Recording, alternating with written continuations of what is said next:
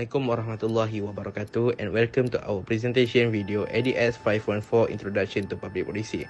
My name is HAZEEM IZZUDDIN bin MAHADIR from AM2284D. The topic that given to us is the National Policy on Climate Change. But firstly, let me introduce to you my group members. The group consists of 8 members, starting from the left hand side, me myself, HAZEEM IZZUDDIN bin MAHADIR, followed by Siti UMAIRA HIEDAIA binti RUSLI, Nur SHAFIQAH binti FUADZ, Nur SHAFIQAH binti YUSOF, Nur AMIRA NABILA binti RASHDAN NUBLI, Nur FAIHAA binti JAMALUL SAFRI, Nur ASHWANI binti BAKAR, and MOHAMAD AKMAL AFNAN ABDUL RAHIM. This is the world. That's you and that's me. The world has the perfect temperature to keep all living things alive and happy. This temperature depends on a balance. The sun's heat goes to Earth to make it warm. The sun's heat bounces back to space to make the Earth cool. When this balance is lost, the climate changes. Assalamualaikum, my name is Nur SHAFIQAH and I'll be briefly explain about what is National Policy on Climate Change.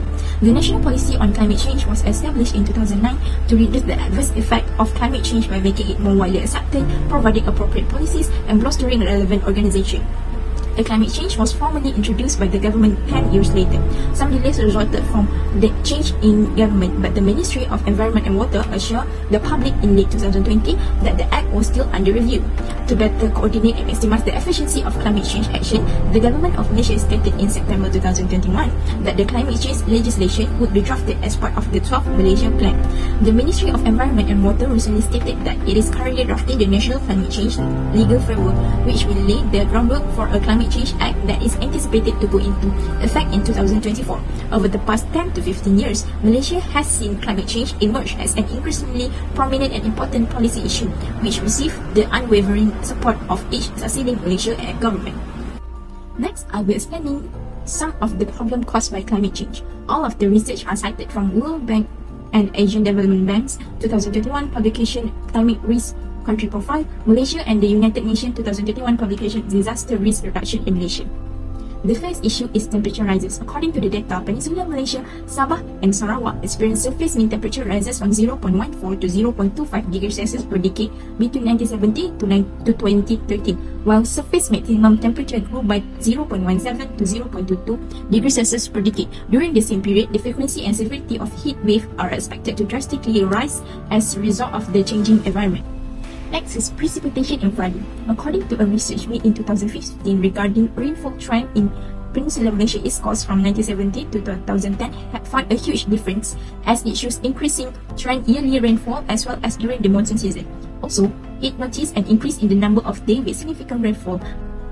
Another research by United Nations found that the maximum annual rainfall intensity has significantly increased. Specifically, the 1 hour, 3 hour, and 6 hour interval of rain between 2000 to 2007 has increased by 70%, 90%, and 31% respectively, compared to the period of 1970 to 1980.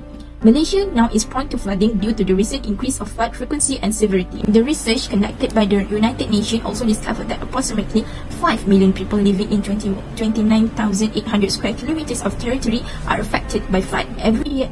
The third issue is urban heat island. The urban heat island or UHI effect resulting from the heat from homes and factories, the lack of vegetation and air pollution all contributed to greater temperature, usually ranging from 0.1 degrees Celsius to 3 degrees Celsius in big city. Kuala Lumpur's temperature has recorded UHI ranging between 4 to 6 degrees Celsius during the night. UHI gives huge impact to human health and labor productivity as it opens the door to air pollution, mainly haze, which can give a huge impact to the economy. Hi, my name is Nur FAIHAA binti Jamalul Safri and I will present the first objective and its strategies. The first objective is adopt balanced adaptation and mitigation measures to strengthen environmental conservation and promote sustainability of natural resources. And next is strategy, which is a mitigation plan is an effort to meet the challenges of adapting the place to changes in the environment. In Malaysia, the Ministry of Natural Resources, Environment and Climate Change (NRECC), or the old name of the Ministry of Environment and Water, is responsible for formulating the necessary mitigation plans for the people of this country. Among the mitigation by the Malaysian government is the Flood Mitigation Program (PBT) initiative. This is because at this time, the flood disaster in Malaysia is an annual disaster that results in large losses and even worse, loss of life. This is because this flood disaster is a major natural disaster in Malaysia. So, the PBT is very necessary to reduce the adverse impacts brought by the natural disaster. By evacuating people and property from danger zones, non-structural techniques lessen damage.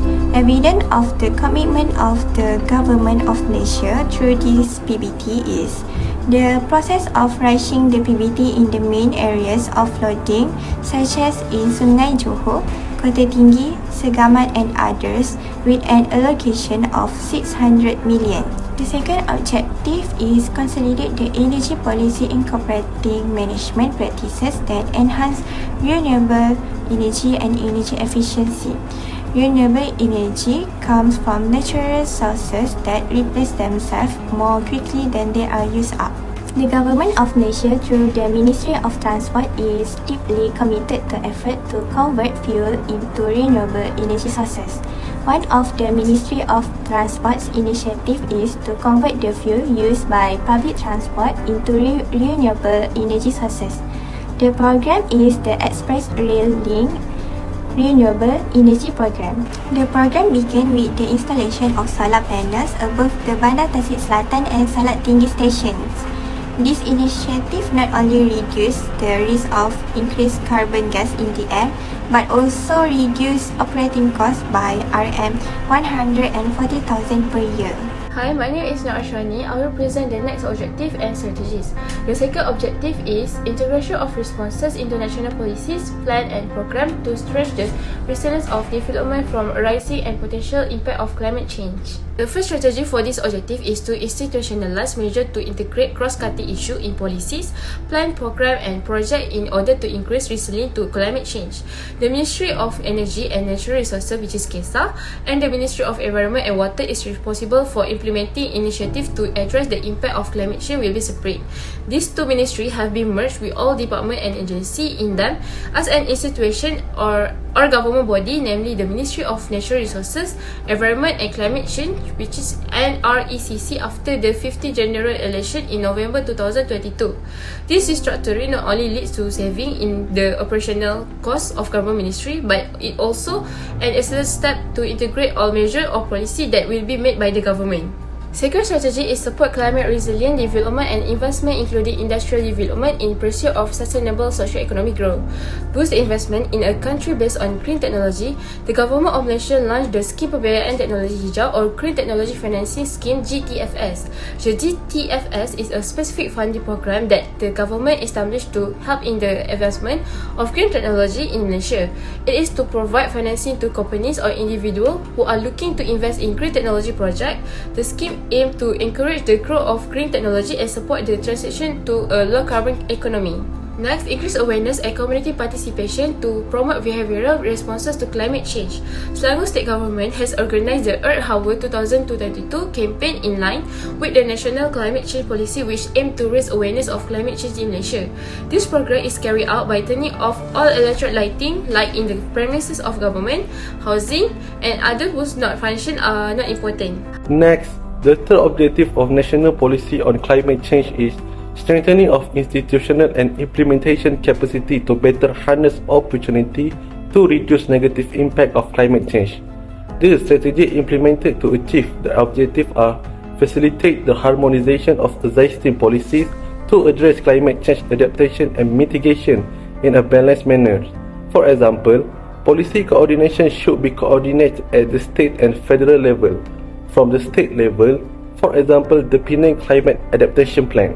The plan targets at least a 1.5 degrees Celsius reduction in temperature in urban areas and 5 to 7 degrees in the highland.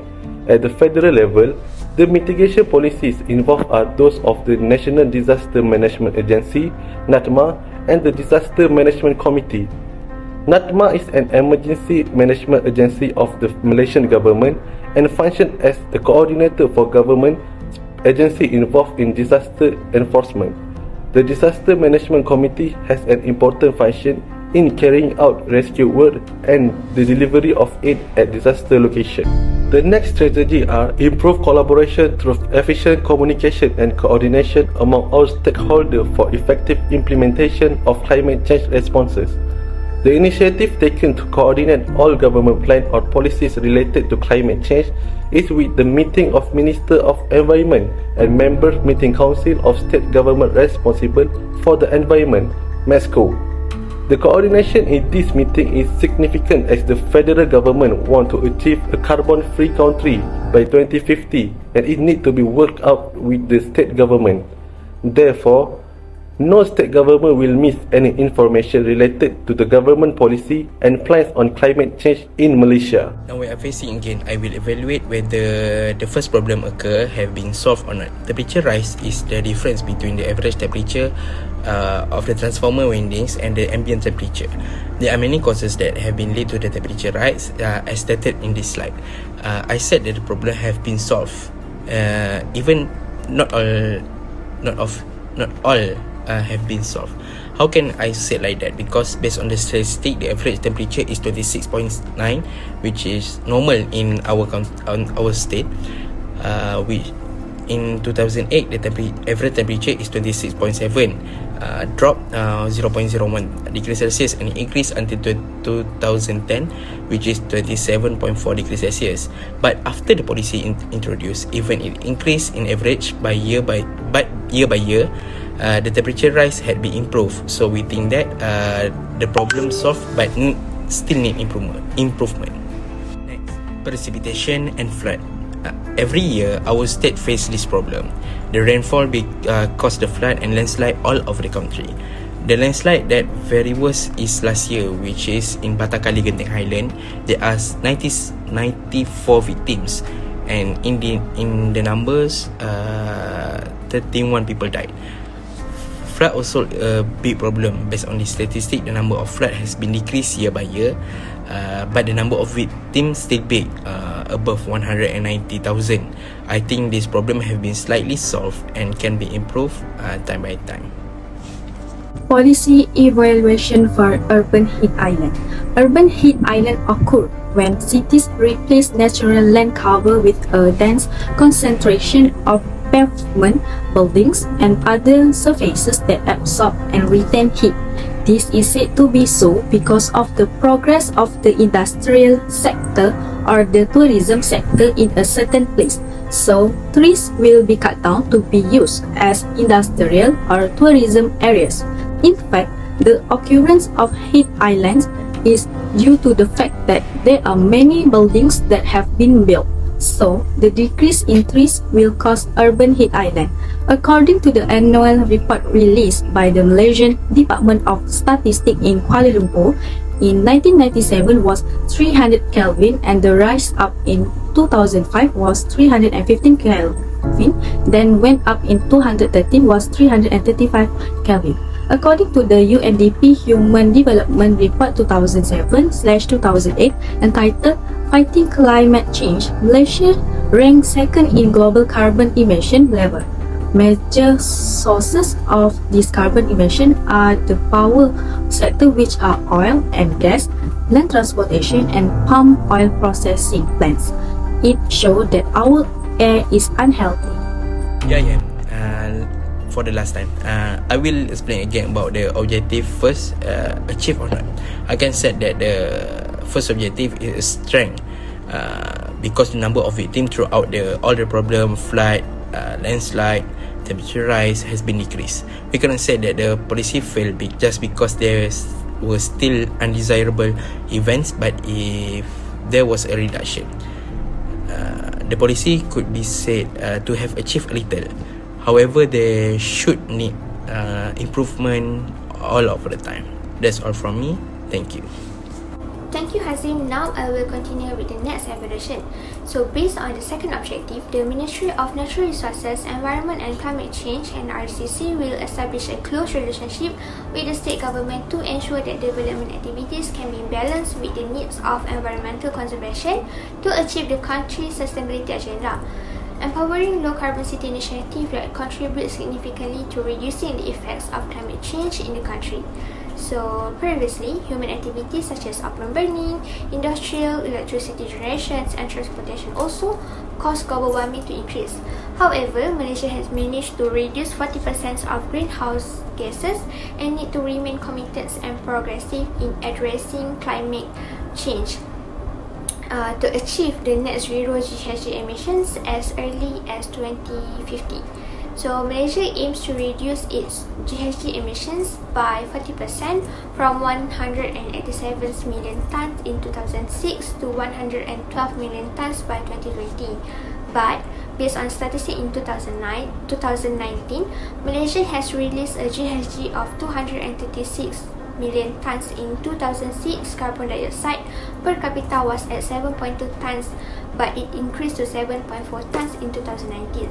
So if Malaysia target 112 million tons of GHG emission by 2020, it should be carbon dioxide per capita at 3.4 tons. This data does not suggest that Malaysia is serious about addressing the GHG emission problems, and the target for zero GHG emission in 2050 will not be achieved. We go to the next, which is Objective 3. Based on the third objective, strengthening of institutional and implementing capacity to better harness opportunities to reduce negative impacts of climate change was not successful. According to the Penang Climate Adaptation Plan, PCAP, the plan targets at least a 1.5 degree Celsius reduction in temperature in urban areas. For example, in Georgetown, the previous year, the maximum temperature was 28.5 degree Celsius. After policy 2019, the maximum temperature was 37.2 Celsius. There was an increase of 8.7 Celsius. This shows that the objective was weak because the temperature was not reduced at least 1.5 degrees Celsius by the PCAP target, but a higher increase. Thank you, UMAIRA. My name is AMIRA NABILA binti RASHDAN NUBLI. Now I will continue the presentation with the witnesses of the objective. I will explain to you the recommendation for objective number 2. There is a need for adjustment of legislation and enforcement to strengthen the governance authority of the respective agencies due to the environmental problems that are becoming more prevalent and severe. It has generated the sense that ongoing strengthening of enforcement efforts is necessary. At the same time, it is crucial to start applying legal changes right away. This is due to the fact that environmental protection is a never-ending and difficult journey that is required to encourage sustainable growth in addition to improving the quality of life for the citizen. It may be argued that since everyone has a part to play, this burden should not fall solely on the shoulders of the government. However, it is undeniable that a wider-ranging code must be developed to address environmental problems, as it is obvious that the current framework needs to be updated to better serve current interests. Hence, the government should play an important role to make sure that the adjustment of legislation and enforcement is being accelerated. Next, I will pass to the next presenter to continue with the next presentation. Thank you. Thank you, Amira. So for the next recommendation for Objective 3, having an overall change in economics policy with an environmental focus by concentrating on the energy transitions and expanding the promotions of environmental aware jobs, especially for the youth, is one method to address this. Climate change has the greatest impacts on young people.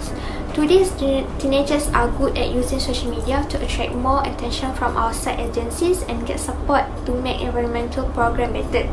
So the government should consider initiative to boost more young participation, particularly in public policy advocacy centered on environmental and climatic challenges. Also, effort should be increased to make it easy for people to access information about environmental issues and policies so that young people are better informed and able to contribute to effort to combat the climate change at the local or global level by using print or online media more effectively and truthfully. So now I will pass to the next presenter. Last but not least, let's go to the conclusion part. In general, the national policy on climate change has made significant progress in setting up a legal framework for the comprehensive plan of climate change mitigation and voluntary environmental disclosure. This will enable it to adapt to climate change impact and promote sustainable development. The policy should continue with modification in order to continue making progress toward a more sustainable and climate resilient future. This policy should be promoted and supported in order to ensure that Malaysia can reach its sustainability goal and achieve a more secure and prosperous future. That's all for our team. Thank you for paying attention. It looks like we have reached the end of our presentation. We hope that you gain a better understanding and get some knowledge during the process. That's all from our group. Thank you and Assalamualaikum.